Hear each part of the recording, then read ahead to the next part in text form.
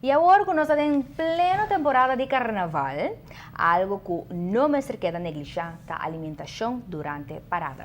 Também é importante para botar bom hidratar, para assim você goza de uma maneira saudável durante o carnaval 60. Durante a temporada de carnaval, que dura período bastante largo, e não está base com diferentes aspectos do carnaval e é parte da alimentação tá algo que quizás por chegar a menos atenção, essa que é importante para sobre aqui não tem diferente parada e nós tem diferente parada também que dura horas na largo durante o dia, que tem basta solo e toca bastante hora, bota continuamente de movição e den solo, que tem certa coisa que seguro mestre requer preparação com o que trata de alimentação. Por exemplo, dor que bota sina tanto largo den solo, caminha bota sudando e também den movição e sudamento também extra, tem perda de líquido, pois durante uma parada, sim, bebimento de suficientemente líquido é importante e preferivelmente em forma de água. É importante para pôr algo de comer fácil e que não te daña ali, como que parada não por dura hora não largo. Essa aqui não te conta solamente para gente grande, mas também para nós mucho não.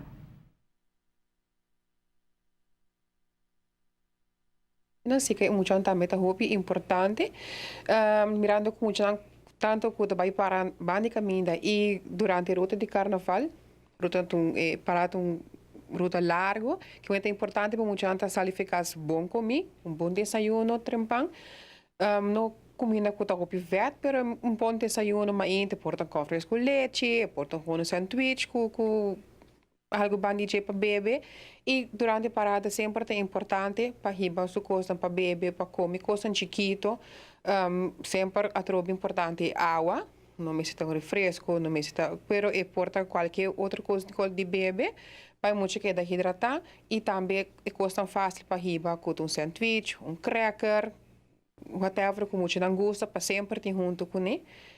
E também sempre podemos pôr ênfase na pessoa que muito tem sua curva tá bom juntar na crema, para muito pôr patch vestir, bom cobrir, não com muito coisa vestir, mas tá bom cobrir para não mister muito solo na curva, tipo de coisa assim.